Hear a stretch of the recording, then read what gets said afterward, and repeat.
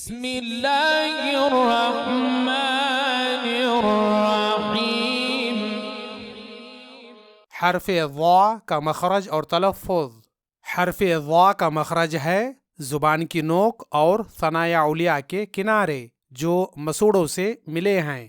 یہ زبان کی نوک ہے اور یہ ثنایا علیا کے کنارے ہیں۔ ثنایا علیا کا مطلب ہے اوپر کے یہ دونوں دانت۔ تو زبان کی نوک جب ثنایا علیا کے ان کناروں سے ملتی ہے تو حرف ضا کی آواز نکلتی ہے اس طرح۔ اض اض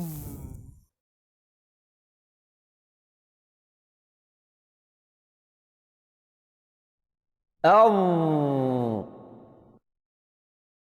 اض یاد رہے کہ حرف ضا کو صحیح طریقے سے ادا کرنے کے لیے اس میں اطباق کرنا ضروری ہے۔ اطباق کا مطلب ہے زبان کو اوپر کے تالو سے ڈھانکنا، ملانا۔ تو حرف ضا ادا کرتے وقت زبان اوپر اٹھتی ہے اور اوپر کے تالو کو ڈھانک لیتی ہے، جس کی وجہ سے حرف ضا کی آواز موٹی اور بھری ہوئی نکلتی ہے اس طرح۔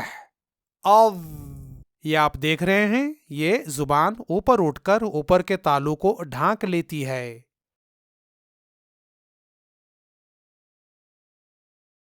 اض اض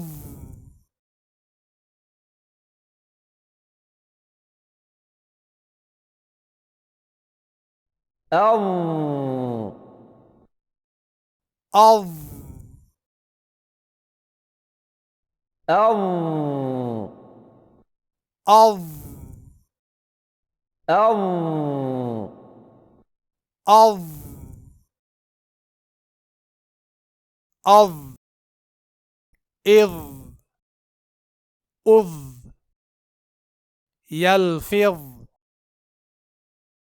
حافظ او او وا وا ظو ظی یظلم ظلم الظلمات ظل